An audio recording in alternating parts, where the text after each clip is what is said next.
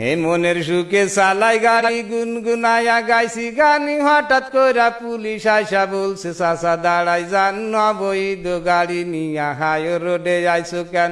বলছি আমি চালাই গাড়ি বাগারপাড়া খাজুরাই, আজকে আমি এই রোডেতে চলে যাইছি বেজুরা।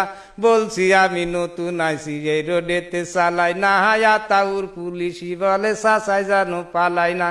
বলছি আমি মিজান স্যার মাফ করে দেন একটা বাড়ি, আমি হলাম বাগারপাড়া ট্রান কোম্পানি দিয়ে স্যার। বলছে তখন মাফ করিব টাকা লাগবে 3000। বলছি আমি আর আসবো না আজকে আইসি বাইসেন্স। বলছে তখন বের করো তো ড্রাইভারি লাইসেন্স। এই পুলিশ কি বোঝে না, এই গাড়ির কি কাগজ হয় না, বুঝারও ভান করে কেন, বুঝতে কারো বাকি নাই।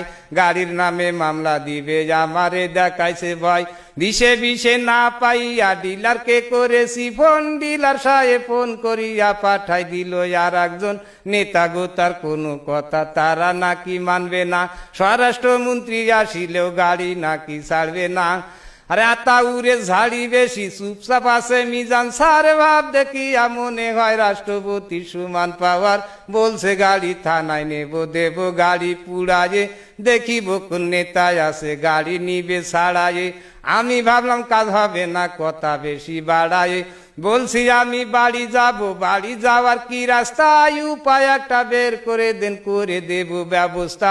সত্য একটা ঘটনা সবার সামনে করলাম প্রকাশ। বলছে তখন ডিলার রে টাকা করিতে বিকাশ। বলছি আমি নাম্বার দেন, আমারে কয় চুপ করেন। নাম্বার একটা দিয়া বলে 2600 টাকা মারেন। টাকা কি আর গাটি আছে, টাকা দেবে ডিলারে। মনে মনে চিন্তা করি কি বিপদ আল্লাহ রে। সন্ধ্যার পরে ছাড়লো গাড়ি, গাড়িতে তো আলো নেই আগের মতো চোখের জ্যোতি, তাও তো বেশি ভালো নেই। কি কষ্টে যে আইসি বাড়ি আল্লাহ মাহবুদ সেই জানে। গরিবের এই দুঃখের কথা এই দুনিয়ায় কে শোনে? জনগণের বন্ধু পুলিশ এই কথাটা মিশা না, কিছু কিছু পুলিশ আছে তাদের কাছে হাসা না। একদিন কিন্তু মাটির নিচে সবার হবে বিছানা। টাকা পেয়ে দেখলাম তাদের মনেতে ভারী ফুর্তি, বউ বাচ্চাদের নিয়ে হয়তো পার্কে যাবে ঘুরতি। একটা কথা স্মরণ রেখো একদিন হবে মূর্তি, আজরাইলের হাতে থেকে রিহাই কে হই পাবো না। টাকা কড়ি নিয়ে কে হই কবরেতে যাব না। আজকে থেকে তওবা করো হারাম টাকা খাবো না।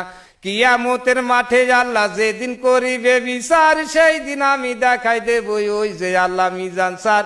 এই হলো সেই আতাউর, পালাবি তুই কত দূর, সেদিন তো আর নয়তো দেরি, কয়টা দিন করো সবুর।